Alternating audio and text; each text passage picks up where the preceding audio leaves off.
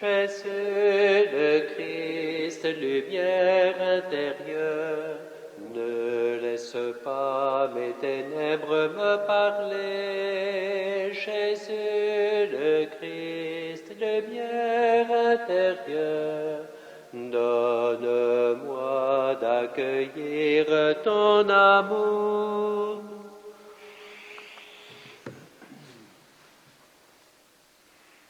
Chers paroissiens, chers amis, bienvenue pour cette messe paroissiale dominicale ce 22 mars, dimanche du Létaré. C'est la raison pour laquelle je porte cette chasuble de couleur rose, selon la tradition, car les premiers mots de la messe disent « Réjouissez-vous avec Jérusalem, exultez à cause d'elle, vous tous qui l'aimez, avec elle soyez pleins d'allégresse ». Ceux qui peuvent nous regarder sur Facebook, bienvenue. Si vous êtes au moins 1000 abonnés, nous pourrons diffuser la messe prochainement sur YouTube, ce qui serait préférable. Eh bien, entrons dans cette Eucharistie maintenant, avec dans le cœur aussi les catéchumènes que nous portons, qui auraient dû célébrer leur scrutin aujourd'hui. Oui, entrons dans cette liturgie où l'aveugle-né nous accompagne. Cet aveugle qui retrouve la vue grâce à Jésus. Oui, reconnaissant en même temps que, pécheurs, nous avons besoin d'être guéris et confions-nous à l'amour du Père. Reconnaissons que nous sommes pécheurs. Je confesse à Dieu Tout-Puissant que j'ai péché en pensée, en parole, par action et par omission. Oui, j'ai vraiment péché. C'est pourquoi je supplie la Vierge Marie, les anges et tous les saints, et vous aussi mes frères, de prier pour moi le Seigneur notre Dieu. Que Dieu Tout-Puissant nous fasse miséricorde, qu'il nous pardonne nos péchés et nous conduise à la vie éternelle. Amen. Seigneur, prends pitié. Seigneur, prends pitié. Ô Christ, prends pitié. Ô Christ, prends pitié. Seigneur, prends pitié. Seigneur, prends pitié. Prions. Dieu qui a réconcilié avec toi toute l'humanité en lui donnant ton propre Fils, augmente la foi du peuple chrétien pour qu'il se hâte avec amour au-devant des fêtes pascales qui approchent. Par Jésus-Christ, ton Fils, notre Seigneur et notre Dieu, qui vit et règne avec toi et le Saint-Esprit, maintenant et pour les siècles des siècles.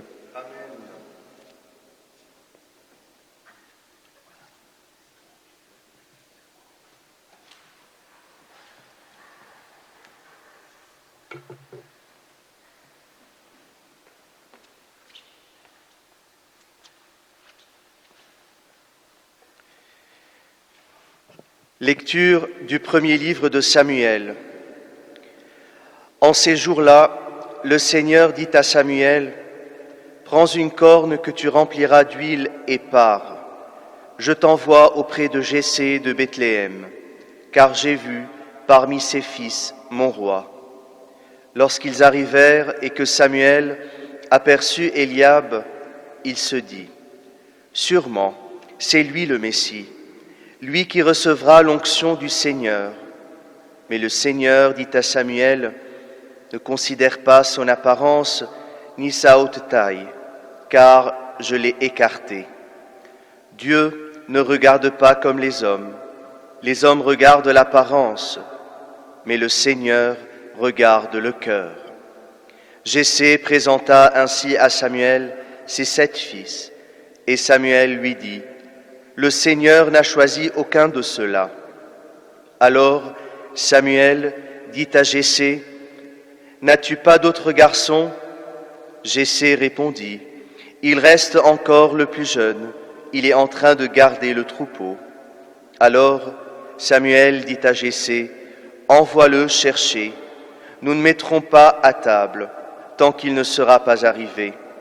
Jessé le fit donc venir. Le garçon était roux, il avait de beaux yeux, il était beau. Le Seigneur dit alors, « Lève-toi, donne-lui l'onction, c'est lui. » Samuel prit la corne pleine d'huile et lui donna l'onction au milieu de ses frères. L'Esprit du Seigneur s'empara de David à partir de ce jour-là. Parole du Seigneur.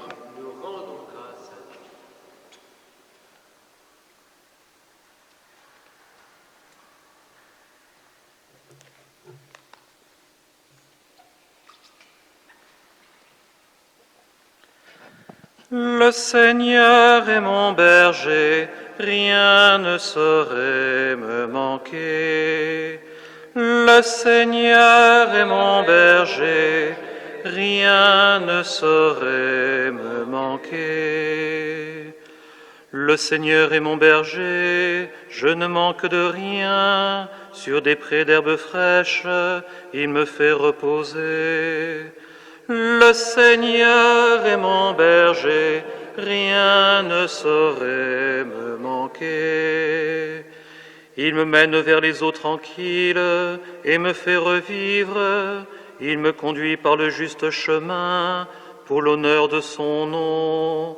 Le Seigneur est mon berger, rien ne saurait me manquer. Si je traverse les ravins de la mort, je ne crains aucun mal, car tu es avec moi, ton bâton me guide et me rassure. Le Seigneur est mon berger, rien ne saurait me manquer. Tu prépares la table pour moi, devant mes ennemis. Tu répands le parfum sur ma tête, ma coupe est débordante. Le Seigneur est mon berger, rien ne saurait me manquer. Grâce et bonheur m'accompagnent tous les jours de ma vie. J'habiterai la maison du Seigneur pour la durée de mes jours. Le Seigneur est mon berger, rien ne saurait me manquer. Lecture de la lettre de saint Paul, apôtre aux Éphésiens. Frères, autrefois vous étiez ténèbres, maintenant dans le Seigneur vous êtes lumière. Conduisez-vous comme des enfants de lumière. Or, la lumière a pour fruit tout ce qui est bonté, justice et vérité. Et sachez reconnaître ce qui est capable de plaire au Seigneur. Ne prenez aucune part aux activités des ténèbres, elles ne produisent rien de bon, démasquez-les plutôt. Ce que ces gens-là font en cachette, on a honte même d'en parler. Mais tout ce qui est démasqué est rendu manifeste par la lumière, et tout ce qui devient manifeste est lumière. C'est pourquoi l'on dit « Réveille-toi, ô toi qui dors, relève-toi d'entre les morts, et le Christ t'illuminera. » Parole du Seigneur, nous rendons grâce à Dieu. Gloire et louange à toi, Seigneur Jésus. Gloire et louange à toi, Seigneur Jésus. Moi je suis la lumière du monde, dit le Seigneur. Celui qui me suit aura la lumière de la vie. Gloire et louange à toi, Seigneur Jésus.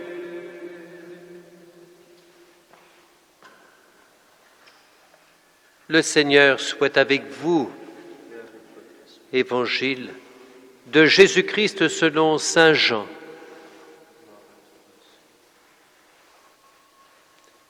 En ce temps-là, en sortant du temple, Jésus vit sur son passage un homme aveugle de naissance. Ses disciples l'interrogèrent. « Rabbi, qui a péché, lui ou ses parents, pour qu'il soit né aveugle ?» Jésus répondit, « Ni lui ni ses parents n'ont péché, Mais c'était pour que les œuvres de Dieu se manifestent en lui. Il nous faut travailler aux œuvres de celui qui m'a envoyé tant qu'il fait jour. La nuit vient où personne ne pourra plus y travailler. Aussi longtemps que je suis dans le monde, je suis la lumière du monde. Cela dit, il cracha à terre, et avec la salive, il fit de la boue. Puis il appliqua la boue sur les yeux de l'aveugle et lui dit « Va te laver à la piscine de Siloé ». Ce nom se traduit « envoyé ». L'aveugle y alla donc et il se lava. Quand il revint, il voyait. Ses voisins et ceux qui l'avaient observé auparavant, car il était mendiant, dirent alors « N'est-ce pas celui qui se tenait là pour mendier ?» Les uns disaient « C'est lui », les autres disaient « Pas du tout, c'est quelqu'un qui lui ressemble ». Mais lui disait « C'est bien moi ». Et on lui demandait « Alors, comment tes yeux se sont-ils ouverts ?» Il répondit « L'homme qu'on appelle Jésus a fait de la boue. Il me l'a appliqué sur les yeux et il m'a dit « Va, Siloé, et lave-toi ». J'y suis donc allé et je me suis lavé. Alors j'ai vu. Ils lui dirent « Et lui, où est-il » Il répondit « Je ne sais pas ». On l'amène aux pharisiens, lui, l'ancien aveugle. Or, c'était un jour de sabbat que Jésus avait fait de la boue et lui avait ouvert les yeux. À leur tour, les pharisiens lui demandaient comment il pouvait voir. Il leur répondit « Il m'a mis de la boue sur les yeux, je me suis lavé et je vois ». Parmi les pharisiens, certains disaient « Cet homme n'est pas de Dieu, puisqu'il n'observe pas le repos du sabbat ». D'autres disaient « Comment un homme pécheur peut-il accomplir des signes pareils ?» Ainsi donc, ils étaient divisés. Alors il s'adresse de nouveau à l'aveugle. « Et toi, que dis-tu de lui, puisqu'il t'a ouvert les yeux ?» Il dit « C'est un prophète ». Or les Juifs ne voulaient pas croire que cet homme avait été aveugle et que maintenant il pouvait voir. C'est pourquoi ils convoquèrent ses parents et leur demandèrent « Cet homme est bien votre fils, et vous dites qu'il est né aveugle. Comment se fait-il qu'à présent il voit ?» Les parents répondirent « Nous savons bien que c'est notre fils et qu'il est né aveugle, mais comment peut-il voir maintenant? Nous ne le savons pas. Et qui lui a ouvert les yeux? Nous ne le savons pas non plus. Interrogez-le, il est assez grand pour s'expliquer. » Ses parents parlaient ainsi parce qu'ils avaient peur des Juifs. En effet, ceux-ci s'étaient déjà mis d'accord pour exclure de leurs assemblées tous ceux qui déclareraient publiquement que Jésus est le Christ. Voilà pourquoi les parents avaient dit « Il est assez grand, interrogez-le ». Pour la seconde fois, les pharisiens convoquèrent l'homme qui avait été aveugle et lui dirent « Rends gloire à Dieu. Nous savons, nous, que cet homme est un pécheur. » Il répondit « Est-ce un pécheur? Je n'en sais rien. Mais il y a une chose que je sais, j'étais aveugle et à présent je vois. » Ils lui dirent alors « Comment a-t-il fait pour t'ouvrir les yeux ?» Il leur répondit « Je vous l'ai déjà dit, et vous n'avez pas écouté. Pourquoi voulez-vous m'entendre encore une fois? Serait-ce que vous voulez vous aussi devenir ses disciples ?» Ils se mirent à l'injurier. « C'est toi qui es son disciple. Nous, c'est de Moïse que nous sommes les disciples. Nous savons que Dieu a parlé à Moïse, mais celui-là, nous ne savons pas d'où il est. » L'homme leur répondit « Voilà bien ce qui est étonnant. Vous ne savez pas d'où il est et pourtant il m'a ouvert les yeux. Dieu, nous le savons, n'exauce pas les pécheurs, mais si quelqu'un l'honore et fait sa volonté, il l'exauce. Jamais encore on n'avait entendu dire que quelqu'un ait ouvert les yeux à un aveugle de naissance. Si lui n'était pas de Dieu, il ne pourrait rien faire. » Ils répliquèrent « Tu es tout entier dans le péché depuis ta naissance et tu nous fais la leçon. » Et ils le jetèrent dehors. Jésus apprit qu'il l'avait jeté dehors. Il le retrouva et lui dit « crois-tu au Fils de l'homme ? Il répondit, et qui est-il, Seigneur, pour que je croie en lui ?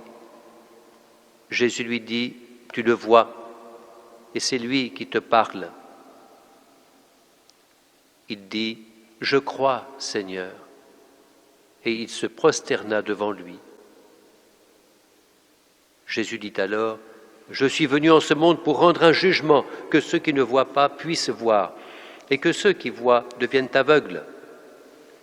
Parmi les pharisiens, ceux qui étaient avec lui entendirent ces paroles et lui dirent, serions-nous aveugles, nous aussi ? Jésus leur répondit, si vous étiez aveugles, vous n'auriez pas de péché, mais du moment que vous dites, nous voyons, votre péché demeure. Acclamons la parole de Dieu. Louange à toi, Seigneur Jésus.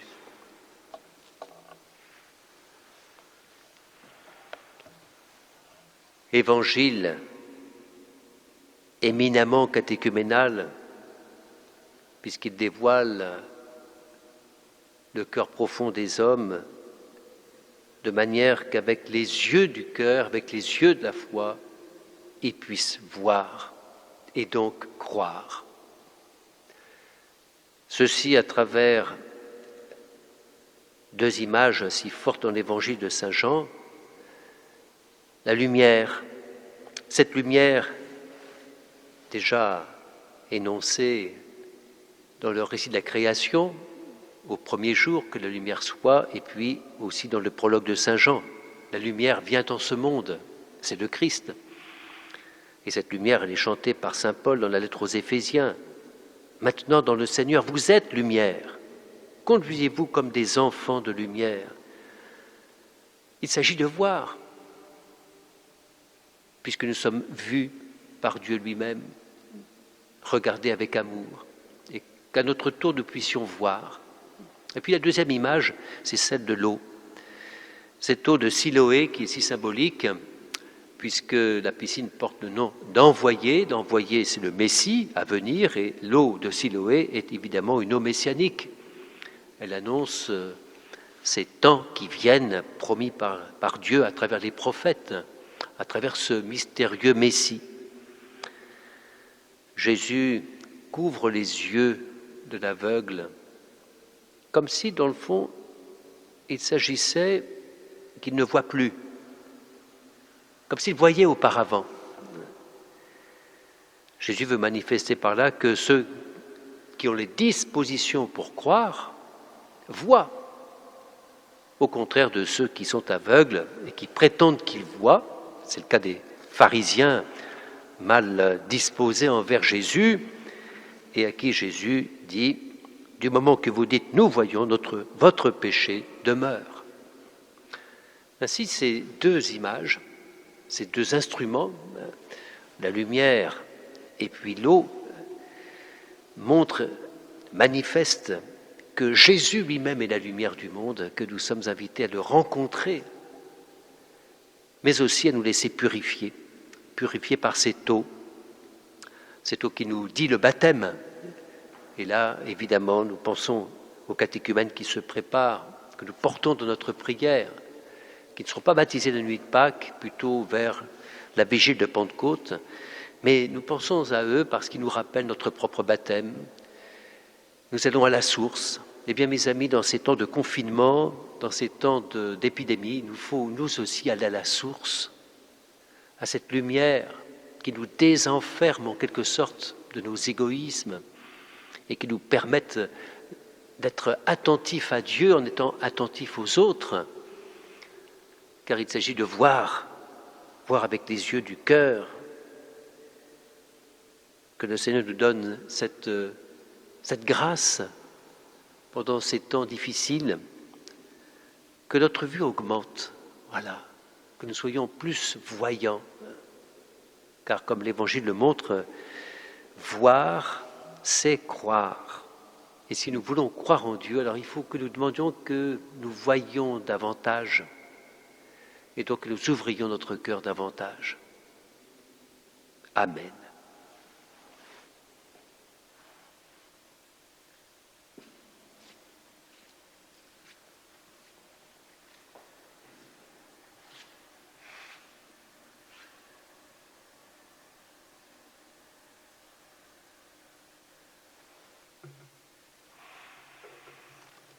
Et maintenant, disons notre foi à travers le symbole des apôtres. Je crois en Dieu, le Père Tout-Puissant, Créateur du ciel et de la terre, et en Jésus-Christ, son Fils unique, notre Seigneur, qui a été conçu du Saint-Esprit, est né de la Vierge Marie, a souffert sous Ponce Pilate, a été crucifié, est mort et a été enseveli, est descendu aux enfers. Le troisième jour est ressuscité des morts, est monté aux cieux, est assis à la droite de Dieu le Père Tout-Puissant, d'où il viendra juger les vivants et les morts. Je crois en l'Esprit Saint, à la Sainte Église catholique, à la communion des saints, à la rémission des péchés, à la résurrection de la chair, à la vie éternelle. Amen. Nous prions, bien sûr, avec et pour les familles touchées par l'épidémie. Nous prions pour tous les soignants qui se mobilisent en ce moment. Nous prions pour tous ceux qui sont attentifs à la détresse ou à la solitude de leurs voisins. Sûr de ton amour et fort de notre foi, Seigneur, nous te prions. Nous te prions, Seigneur, pour notre pape François, pour nos évêques, pour les prêtres, diacres, religieux, religieuses, qui prennent du temps et donnent de l'énergie pour être au service de leurs frères, pour tous les laïcs du peuple de Dieu, engagés d'une manière ou d'une autre. Sûr de ton amour et fort de notre foi, Seigneur, nous te prions. Nous te confions les catéchumènes qui continuent à leur domicile, leur préparation. Oui, ils se préparent à ce baptême qui vient. Ils vont à la source. Et comme l'aveugle, l'ancien aveugle, ils se mettent devant toi, se laissent scruter pour que leur cœur corresponde à la grâce qui leur est faite de devenir enfants de Dieu. Sûr de ton amour et fort de notre foi, Seigneur, nous te prions. Sois béni, Seigneur, toi qui chemines sur nos routes, toi qui as vécu notre vie d'homme. Écoute ces prières que nous t'adressons, toi qui vis et règnes pour les siècles des siècles. Amen.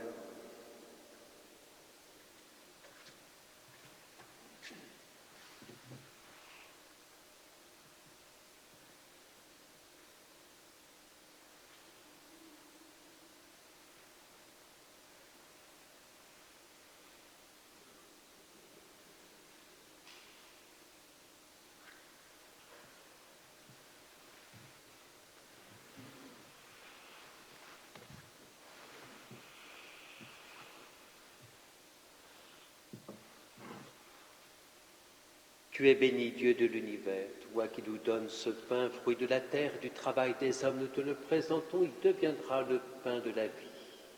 Béni soit Dieu maintenant et toujours.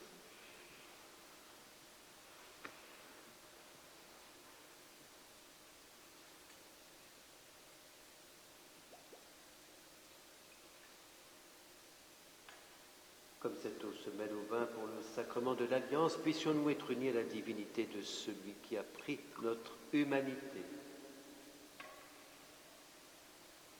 Tu es béni, Dieu de l'univers, toi qui nous donnes ce vin, fruit de la vigne et du travail des hommes, nous te le présentons. Il deviendra le vin du royaume éternel. Béni soit Dieu maintenant et toujours. Humbles et pauvres, nous te supplions, Père, accueille-nous, que notre sacrifice en ce jour trouve grâce devant toi.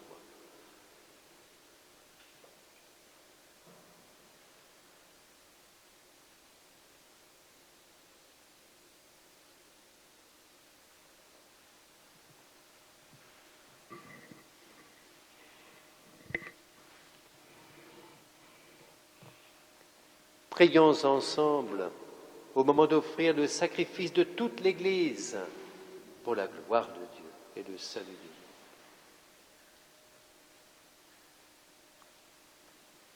Seigneur, nous te présentons dans la joie le sacrifice qui sauve notre vie et nous te prions humblement. Accorde-nous de le célébrer avec respect et de savoir l'offrir pour le salut du monde. Par Jésus, le Christ notre Seigneur. Le Seigneur soit avec vous. Élevons notre cœur. Rendons grâce au Seigneur notre Dieu. Vraiment, il est juste et bon de te rendre gloire, de t'offrir notre action de grâce toujours et en tout lieu. À toi, Père très saint, Dieu éternel et tout-puissant, par le Christ notre Seigneur. En prenant la condition humaine, il a guidé vers la lumière de la foi l'humanité qui s'en allait dans les ténèbres.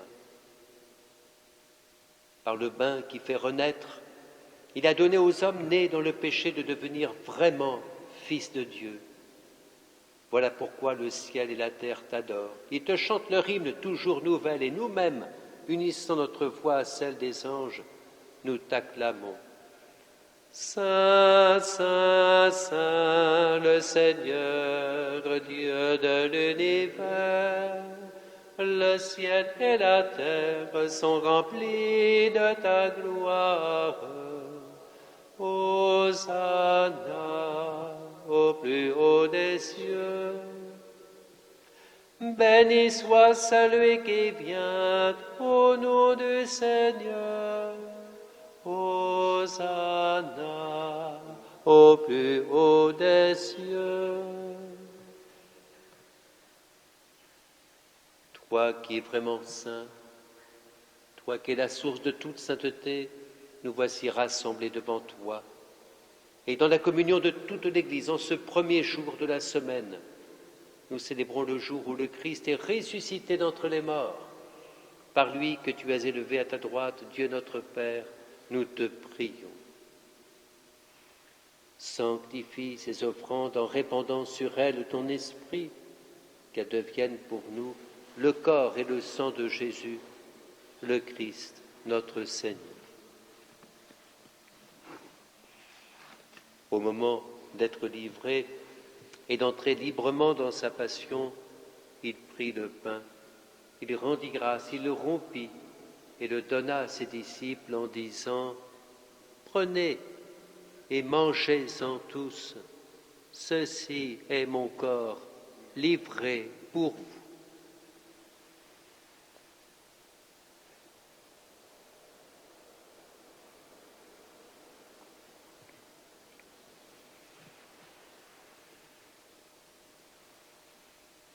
De même, à la fin du repas, il prit la coupe. De nouveau, il rendit grâce et la donna à ses disciples en disant « Prenez et buvez-en tous, car ceci est la coupe de mon sang, le sang de l'alliance nouvelle et éternelle, qui sera versé pour vous et pour la multitude en rémission des péchés. Vous ferez cela en mémoire de moi. »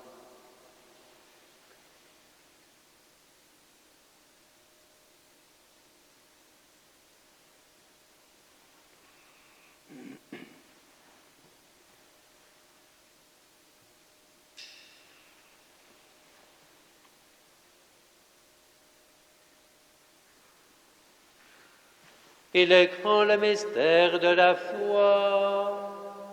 Nous proclamons ta mort, Seigneur Jésus. Nous célébrons ta résurrection. Nous attendons ta venue dans la gloire. Faisant ici mémoire de la mort et de la résurrection de ton Fils, nous t'offrons, Seigneur, le pain de la vie et la coupe du salut, et nous te rendons grâce, car tu nous as choisis pour servir en ta présence. Humblement, nous te demandons qu'en ayant part au corps et au sang du Christ, nous soyons rassemblés par l'Esprit Saint en un seul corps. Souviens-toi, Seigneur, de ton Église répandue à travers le monde. Fais-la grandir dans ta charité avec le pape François, notre archevêque Michel et tous les évêques, et tous ceux qui ont la charge de ton peuple. Souviens-toi aussi de nos frères qui se sont endormis dans l'espérance de la résurrection, en particulier tous les défunts de cette paroisse, de tous les hommes qui ont quitté cette vie. Reçois-les dans ta lumière auprès de toi. Sur nous tous, enfin, nous implorons ta bonté. Permets qu'avec la Vierge Marie, la bienheureuse Mère de Dieu, Saint Joseph, son époux, avec Saint Pierre et Paul, les apôtres, les martyrs, Sainte Geneviève et les saints de tous les temps qui ont vécu dans ton amitié, nous ayons part à la vie éternelle, que nous chantions ta louange par Jésus-Christ, ton Fils bien-aimé. Par lui, avec lui et en lui, à toi, Dieu le Père Tout-Puissant, dans l'unité du Saint-Esprit, tout honneur et toute gloire pour les siècles des siècles.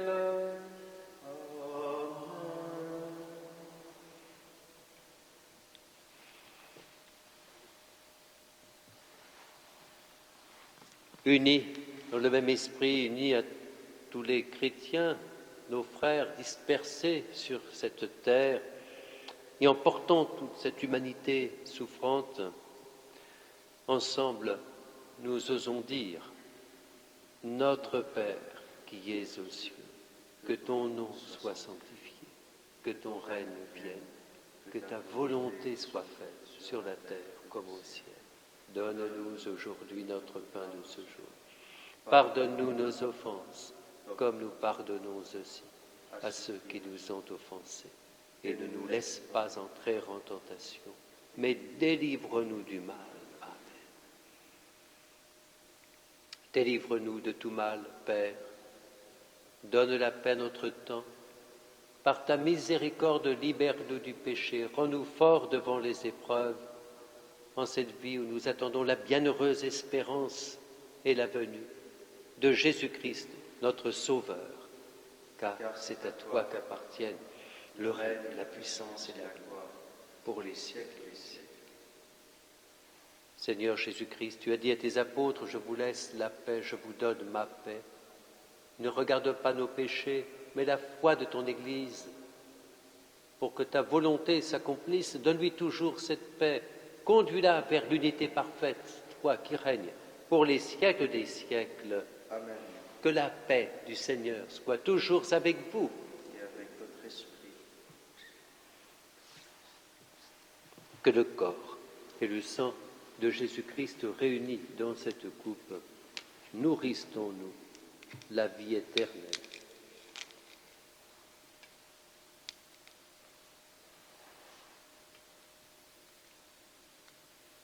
Agneau de Dieu, qui enlève le péché du monde, prends pitié de nous.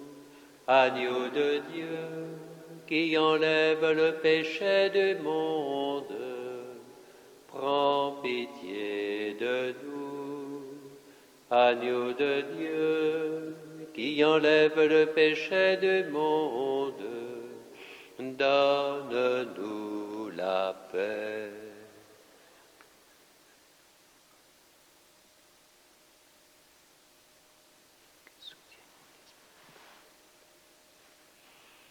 Heureux les invités au repas du Seigneur. Voici l'agneau de Dieu qui enlève le péché du monde. Seigneur, je ne suis pas digne de te recevoir, mais dis seulement une parole et je serai guéri.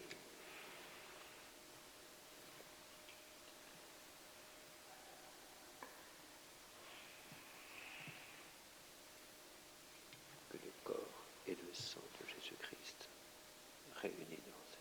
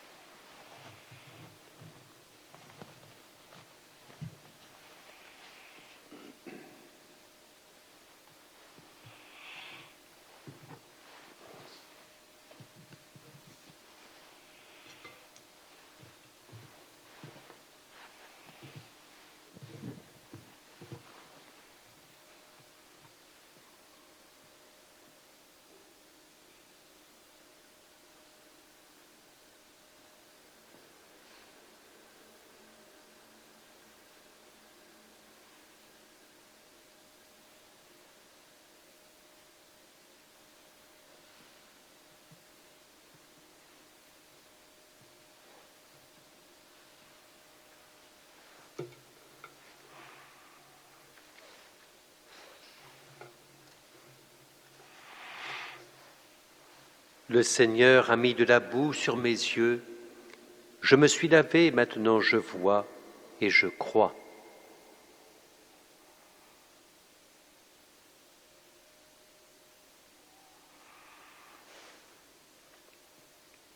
Il y aura peu d'annonces paroissiales. Sachez simplement que vous trouverez sur le site internet les informations dont vous avez besoin. Je rappelle que pour être diffusé sur YouTube, il nous faut au moins 1000 abonnés, donc n'hésitez pas à aller sur le site pour pouvoir vous ajouter sur la liste. Et puis nous tâcherons de faire des points vidéo d'actualité pour que nous gardions ce contact si important entre nous. La paroisse continue à vivre, même si vous êtes dispersés, elle continue à vivre dans l'union des cœurs, dans cette communion de désir, oui, cette communion spirituelle à laquelle nous sommes toujours appelés. Et puis n'oublions pas, en dehors des moyens de communication qui nous permettent de nous relier les uns aux autres, n'oublions pas que nous pouvons méditer la parole de Dieu, nous recentrer sur la liturgie de chaque jour, pour que nous trouvions dans l'Évangile notre nourriture. Dans un instant, nous prierons aussi Sainte Geneviève, car dans ce 1600e anniversaire, nous pensons, nous sommes sûrs que notre sainte patronne ne nous abandonne pas. Prions encore.